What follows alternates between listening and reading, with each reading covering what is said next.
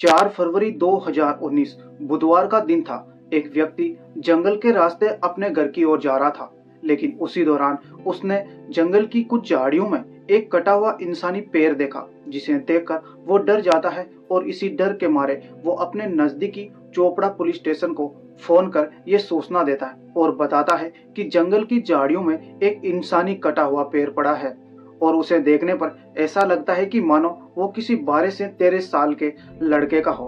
अब कटे हुए पैर की सूचना मिलते ही पुलिस की एक टीम उस जंगल में पहुंचती है और उस पैर को अपने कब्जे में ले लेती है। अब पुलिस उस कटे हुए पैर के साथ साथ बाकी के बॉडी पार्ट्स को भी उस जंगल में ढूंढती है। साथ ही ये भी पता लगाने की कोशिश करती है कि आखिर ये कटा हुआ पैर है किसका। फिर पुलिस एक लंबी इन्वेस्टिगेशन करती है, जिसमें पुलिस को ये तो पता चल जाता है कि ये कटा हुआ पैर मंगेश पाटिल का है, जिसकी उम्र 12 साल है और वो पिछले 2 दिनों से अपने घर से गायब था। लेकिन पुलिस के लिए एक सवाल ये था कि आखिर इस 12 साल के मंगेश पाटिल का इतनी बेरहमी से कत्ल किसने और क्यों किया था, जिसके चलते पूरे गांव में दहशत और खौफ का माहौल बन चुका था। यहां तक कि लोग अपने बच्चों को घर से बाहर जाने और उनको खेलने जाने से मना करने लगे थे। अभी तक तो सभी को यही लग रहा था कि किसी जादू टोना करने वाले व्यक्ति ने मंगेश को मार डाला, लेकिन मंगेश के परिवार वालों के साथ साथ गांव वाले भी उस वक्त हैरान और दंग रह जाते हैं जब मंगेश पाटिल के कत्ल की असली सच्चाई निकलकर सामने आती है। तो आइए जानते हैं कि आखिर वो 12 साल का मासूम मंगेश पाटिल कौन था और क्यों किसी ने उसे इतनी बड़ी बेरहमी से मार डाला। साथ ही ये भी जानेंगे कि कैसे 50 पुलिस वालों की एक टीम ने गांव वालों के साथ मिलकर मंगेश पाटिल के कातिलों को न सिर्फ पकड़ा बल्कि उन्हें जेल की सलाखों के पीछे भी भिजवाया था। सो हेलो फ्रेंड्स, मेरा नाम है जेपी सारण और आप देख रहे हैं Mangesh Patil brutal murder case.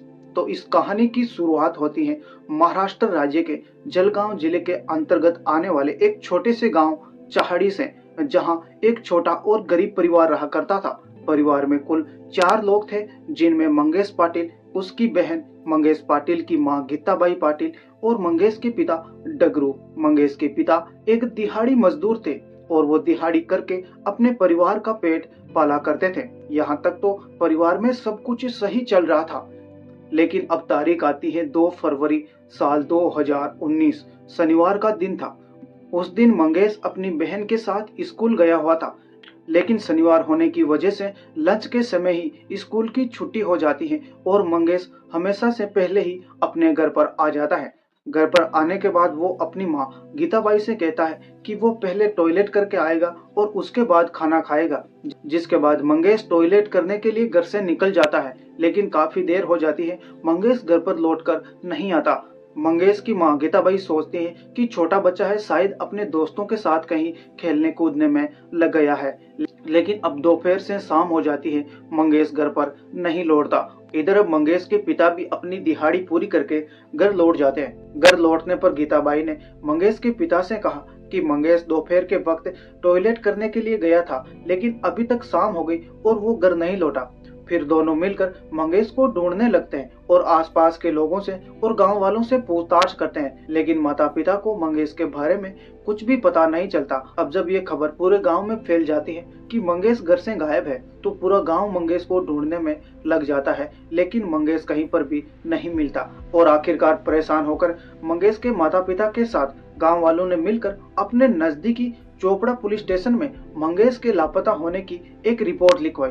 अब चूंकि मंगेश 12 साल का था, इसलिए उसका लापता होना कोई आम बात नहीं थी। जिसके बाद पुलिस तुरंत एक्टिव हो जाती है और मंगेश को तलाश करना शुरू कर दिया जाता है। पुलिस सबसे पहले गांव वालों से मंगेश के बारे में पूछताछ करती है, लेकिन पुलिस को यहाँ पर कुछ खास हासिल नहीं होता। लेकिन पुलिस को एक बात पता चलती है और वो ये थी कि गांव वालों ने 2 फरवरी की दोपहर के लगभग ही मंगेश को देखा था। अब यहाँ पर पुलिस को कुछ भी समझ नहीं आ रहा था कि आखिर एक 12 साल का लड़का कहाँ जा सकता है। और इस तरह जांच पड़ताल करते करते 3 फरवरी का पूरा दिन और रात गुजर जाती है और फिर सुबह आती है 4 फरवरी की। दूसरी ओर मंगेश के घर वालों की हालत बहुत ज्यादा खराब हो चुकी थी। मंगेश की माँ का रो रो कर बुरा हाल हो रहा था। उसी गाँव में मंगेश के कुछ करीबी रिश्तेदार रहते थे।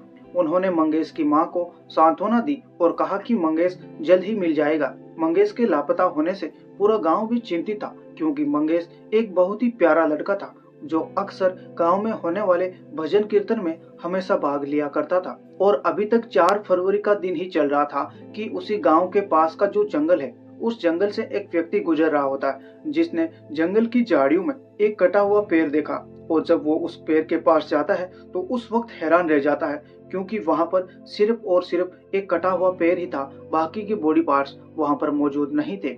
और उस पेड़ को ध्यान से देखने पर यह पता चलता है कि वो पेड़ मानो एक 12 से 13 साल के लड़के का है। तो स्थानीय लोगों को थोड़ा शक होता है कि कहीं ये मंगेश का पेड़ तो नहीं, जिसके बाद पुलिस को सूचना दी जाती है और ये सूचना धीरे धीरे मंगेश के परिवार वालों तक भी पहुंच जाती है, जिसकी वजह से घर वालों की हालत और भी ज्यादा बिगड़ जाती है। मंगेश की माँ का तो रो रो कर बुरा हाल हो चुका था। वो बार बार बेहोश होती, बार बार रोती, क्योंकि इससे पहले घर वालों को कहीं ना कहीं इतनी सी तो उम्मीद थी कि आज नहीं तो कल मंगेश मिल जाएगा और वो वापस घर लौट आएगा। लेकिन ये खबर सुनने के बाद परिवार वालों की ये एक छोटी सी उम्मीद भी टूट जाती है। लेकिन गांव वालों के साथ साथ पुलिस के लिए भी ये कहना थोड़ा मुश्किल था कि ये पेड़ मंगेश का ही है, क्योंकि पुलिस के पास अभी तक कोई पुख्ता सबूत नहीं थे। हो सकता है ये पेड़ किसी दूसरे का भी होगा। अब पुलिस वाले ये सोचने लगते हैं कि अगर एक पेड़ यहाँ पर मौजूद है तो बाकी के बॉडी पार्ट्स भी यही होंगे, इसलिए एक टीम छानबीन के लिए लगा दी जाती है और थोड़ी देर बाद बाकी के बॉडी पार्ट्स भी मिल जाते हैं। लेकिन बॉडी का सर नहीं मिलता और डेड बॉडी की हालत इतनी ज्यादा खराब हो गई थी कि पुलिस वाले भी बॉडी को देखने से डर रहे थे। लेकिन फिर भी मंगेश के परिवार वालों को वहां पर बुलाया जाता है बॉडी की शिनाख्त करने के लिए। पुलिस वाले मंगेश के परिवार वालों को बॉडी के पार्ट्स पर बने कुछ निशान और शरीर पर पहने वो कपड़े दिखाते हैं। घर वाले उन कपड़ों को देखकर ये तो कंफर्म कर देते हैं कि ये कोई और नहीं बल्कि हमारा ही बेटा मंगेश है। अब यहाँ पर ये तो क्लियर हो जाता है कि मंगेश अब इस दुनिया को छोड़कर जा चुका है, इसलिए मंगेश की तलाश खत्म हो जाती है और अब यहीं से उस शख्स की तलाश शुरू की जाती है जिसने इस घटना को अंजाम दिया था।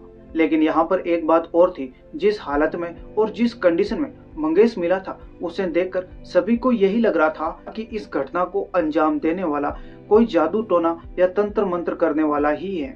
अब पुलिस मंगेश पाटिल के इस केस में किडनैपिंग की बातों को भी नकार रही थी, क्योंकि किडनैप करने वाला हमेशा अगले वाले का बैकग्राउंड देखता है। लेकिन मंगेश एक गरीब परिवार से था, इसलिए मंगेश को किडनैप करना दूर दूर तक नजर नहीं आता। इसलिए गांव वाले अब इस केस को तंत्र मंत्र और जादू टोना से जोड़कर देख रहे थे। वहीं दूसरी ओर पुलिस पूरी ईमानदारी के साथ इस केस की तहकीकात कर रही थी, पर अफसोस पुलिस को कुछ भी समझ नहीं आ रहा था और ना ही अभी तक पुलिस के हाथ कोई सुराग मिला जिसकी वजह से पुलिस इस केस को सोल्व कर सके।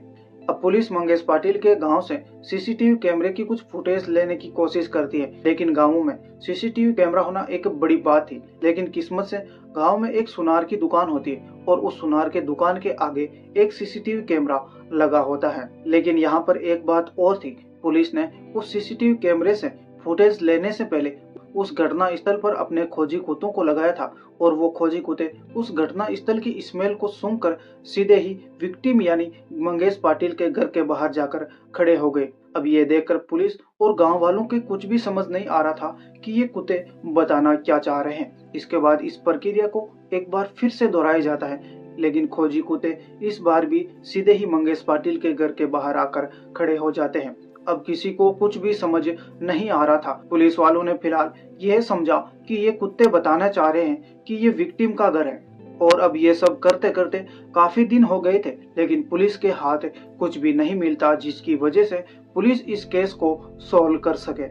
अब जब चारों तरफ से सारे रास्ते बंद हो जाते हैं तो जितने भी पुलिसकर्मी इस केस में लगे हुए थे उन सब ने मिलकर एक मीटिंग की और इस केस के बारे में सोच विचार करना शुरू कर दिया कि उन्होंने अभी तक क्या किया और क्या नहीं किया, और कहीं ऐसा कोई पहलू तो नहीं छूट रहा जो हमारी आंखों के सामने हो लेकिन हमने उस पर ध्यान नहीं दिया। और इन सभी बातों का एक रिजल्ट निकलकर सामने आता है और वो ये था कि पुलिस सोचने लगी कि अब तक हमने बाहर की दुनिया में तो बहुत खोजा, लेकिन मंगेश के घर और उसके आसपास तो हमने कुछ देखा ही नहीं। इसलिए अब मंगेश के घर की तलाशी ली जाती है और उसके आसपास की जगहों की भी जांच की जाती है। पर अफसोस पुलिस को यहाँ पर भी निराशा ही हाथ लगती है, फिर पुलिस ने सोचा क्यों ना मंगेश के घर के एक एक सदस्य की जांच की जाए, इनके बारे में पता किया जाए कि ये कब क्या करते हैं, किन से मिलते हैं और कौन इनके घर पर आता है। और फिर इसी से संबंधित गांव वालों से भी सवाल जवाब किया जाता है कि ये क्या करते हैं, किन से मिलते हैं और कौन इनके घर पर आता जाता रहता है। और इसी जांच पड़ताल के दौरान एक शख्स का नाम निकलकर सामने आता है और गांव वाले बताते हैं कि एक शख्स है जो लगातार इनके घर पर आया जाया करता है और उस शख्स का नाम होता है समाधान पाटिल। जिसके बाद पुलिस वाले बिना देरी किए समाधान पाटिल को पूछताछ के लिए थाने बुलाती है। अब पुलिस समाधान पाटिल से पूछताछ करती है कि आखिर तुम मंगेश पाटिल के घर पर आया जाया क्यों करते हो, तुम्हारा उनसे क्या रिश्ता है। तो समाधान पाटिल पुलिस को जवाब देता है कि मंगेश के माता पिता उसके सगे मामा मामी है, अब मैं अपने मामा मामी के घर भी नहीं जा सकता क्या। आगे समाधान पुलिस को बताता है कि मंगेश के परिवार वाले और उसके परिवार वाले एक ही गांव में रहते हैं, इसलिए उनका आना जाना लगा रहता है। लेकिन यहाँ पर भी पुलिस वालों को निराशा ही हाथ लगती है। लेकिन इस बार पुलिस समाधान पाटिल पर लगातार नजरें बनाए हुए थी। समाधान को नजर में रखने पर एक बात तो ये पता चलती है कि समाधान अपने मामा मामी के घर उसी वक्त जाता है जब उसका मामा घर से बाहर हो और उसकी मामी के दोनों बच्चे स्कूल गए हुए हो। और समाधान की यही हरकतें सवाल खड़ा कर रही थी कि आखिरकार समाधान वहां क्यों जाता है। तो अब पुलिस शक की बुनियाद पर समाधान को उठाकर थाने ले जाती है और फिर उसे सख्ती से पूछताछ की जाती है। फिर पुलिस समाधान पाटिल से कहती है कि हमें पता चल चुका है कि तुमने क्यों और कैसे इस घटना को अंजाम दिया, यानी कि मंगेश पाटिल को क्यों और कैसे मारा। आगे पुलिस समाधान से कहती है कि तुम्हारे लिए यही अच्छा होगा कि तुम खुद ही अपने मुंह से सारी सच्चाई बता दो। अब पुलिस वालों के मुंह से ये सब कुछ सुनकर समाधान पाटिल काफी डर जाता है और फिर समाधान एक कड़वी सच्चाई बताता है जिसे सुनकर वहां खड़े पुलिस वालों के होश उड़ जाते हैं। खैर आगे समाधान पाटिल ने जो कहानी बताई उस कहानी में मुख्यतः 3 लोग शामिल होते हैं, जिनमें पहला खुद समाधान पाटिल, दूसरा उसका दोस्त राजेंद्र पाटिल और तीसरे का नाम सुनकर शायद आपको अपनी आंखों पर और कानों पर विश्वास नहीं होगा, क्योंकि तीसरा कैरेक्टर था खुद मंगेश पाटिल की मां गीताबाई पाटिल। समाधान आगे बताता है कि शुरू में तो वो अपने मामा मामी के घर पर एक नॉर्मली तरीके से जाया करता था, लेकिन जब उसे पता चला कि उसके मामा ज्यादातर समय घर से बाहर रहते हैं और उसकी मामी घर पर अकेली रहती हैं, बच्चे भी स्कूल चले जाते हैं, तो उसका मामी के घर पर ऐसे ही आना जाना लगा रहा। और फिर धीरे धीरे अकेलेपन की वजह से दोनों अपने रिश्तों को भूलकर इतने करीब आ जाते हैं कि अब वो दोनों नाजायज संबंध बनाने लगते हैं। अब समाधान रोजाना अपनी मामी के साथ अवैध संबंध बनाने लगता है और फिर एक दिन अचानक समाधान अपने एक दोस्त राजेंद्र पाटिल को अपनी वो सारी सच्चाई बता देता है कि कैसे वो अपनी मामी के घर जाता है और मामी के साथ नाजायज संबंध बनाता है। समाधान ने राजेंद्र के सामने अपनी बातों को इस तरह से पेश किया कि राजेंद्र के मन में भी कुछ करने की इच्छा जाग उठी, जिसकी वजह से राजेंद्र समाधान से कहने लगा कि उसका भी उसकी मामी के साथ कोई चक्कर चला दे। जिसके बाद समाधान अपनी मामी से बात करता है और उसे बताता है कि उसका एक दोस्त है राजेंद्र पाटिल, वो भी तुम्हारे साथ कुछ ऐसा वैसा करना चाहता है। आगे समाधान मामी से कहता है कि तुम्हें इस बात से कोई एतराज तो नहीं है। तो मामी कहती है कि मुझे कोई एतराज नहीं है, तुम उसे अपने साथ लेकर आ सकते हो। और अब समाधान पाटिल के साथ साथ राजेंद्र पाटिल का भी गीताबाई के घर पर आना जाना लगा रहता है। कभी कभी वो दोनों एक साथ जाते और कभी कभी वो बारी बारी से गीताबाई के घर पर जाया करते थे। और ये सिलसिला काफी लंबे समय तक चला, किसी को कोई कानो कान खबर नहीं हुई, यहाँ तक कि गीताबाई के पति को भी इसके बारे में कुछ भी पता नहीं चल पाया कि उसके पीठ पीछे क्या क्या चल रहा है। और अब तारीख आती है 2 फरवरी साल 2019। उस दिन शनिवार का दिन था। शनिवार होने के चलते मंगेश के स्कूल की छुट्टी आधे दिन में ही हो जाती है और मंगेश हमेशा से पहले ही अपने घर पर आ जाता है। घर पर आने के बाद वो अपनी माँ से टॉयलेट की बात कहकर टॉयलेट करने के लिए चला जाता है। इधर पीछे से राजेंद्र पाटिल मंगेश पाटिल के घर आ जाता है और उसकी माँ के साथ अनैतिक और नाजायज संबंध बनाना शुरू कर देता है। हालांकि मंगेश पाटिल की माँ ये बात भूल चुकी थी कि मंगेश स्कूल से आ चुका है और वो टॉयलेट करने बाहर गया है, इसलिए वो कभी भी घर पर आ सकता है। गीताबाई ने अपने घर का दरवाजा भी ठीक से बंद नहीं किया था और वो अपने काम में लगे हुए थे। अब थोड़ी देर बाद मंगेश पाटिल भी टॉयलेट करके घर आ जाता है और दरवाजे को बाहर से खोलता है। और दरवाजा खोलने के बाद मंगेश ने जो नजारा देखा, उस नजारे को शायद आप समझ सकते हैं। मंगेश बेचारा कुछ समझ ही पाता कि ये चल क्या रहा है। उसे कुछ समझ आता कि इससे पहले ही राजेंद्र पाटिल ने हड़बड़ाहट में आकर पास में रखी एक लाठी को उठाया और उस लाठी से मंगेश के सर पर एक वार कर दिया, जिसकी वजह से मंगेश वहीं पर बेहोश होकर गिर जाता है। जैसे ही राजेंद्र ने मंगेश पर लाठी से वार किया तो मंगेश की मां गीताबाई भाग कर आई और उसने चेक किया कि हुआ क्या है। तो पता चलता है कि मंगेश इस दुनिया से जा चुका है, यानी मंगेश की मौत हो चुकी है। अब गीताबाई और राजेंद्र मंगेश की डेड बॉडी को एक बोरी में भरते हैं और बोरी में भरने के बाद वो समाधान पाटिल को फोन करके अपने घर पर बुला लेते हैं। घर पर समाधान को बुलाने के बाद उन्होंने समाधान को वो सारी बात बताई और समाधान को भी अपने इस प्लान में शामिल कर लिया कि आखिरकार इससे छुटकारा कैसे पाया जाए। और फिर तीनों ने मिलकर, यानी राजेंद्र पाटिल, समाधान पाटिल और मंगेश की मां गीताबाई पाटिल ने शाम के समय जब लोग अपने घरों में थे, उस वक्त वो तीनों उस बोरे को जंगल वाले एरिया में ले जाते हैं और वहां ले जाकर एक धारदार हथियार से मंगेश की बॉडी के टुकड़े टुकड़े करके इधर उधर फेंक देते हैं। इस खौफनाक और दिल दहलाने वाली कहानी को सुनने के बाद वहां पर खड़ा हर गांव वाला, हर वो व्यक्ति सन रह जाता है और सोचने लगता है कि ये वही औरत है, वही माँ है जो कुछ दिन पहले अपने बच्चे के खोने पर रोने का नाटक कर रही थी। अब समाधान द्वारा सारी सच्चाई कबूल करने के बाद पुलिस समाधान के दोस्त राजेंद्र पाटिल और मंगेश की कातिल मां गीताबाई को गिरफ्तार कर लेती है। फिर उन्हें कोर्ट में पेश किया जाता है, जहां उन्हें सलाखों के पीछे भेज दिया जाता है। तो दोस्तों, ये थी एक कलयुगी कातिल मां की कहानी, जिसने अपने अवैध नाजायज संबंधों के चलते अपने ही जान से प्यारे बेटे को बेरहमी से मार डाला। बाकी इस कहानी के बारे में आपका क्या कहना है, कमेंट बॉक्स में जरूर बताएं। जय हिंद, वंदे मातरम।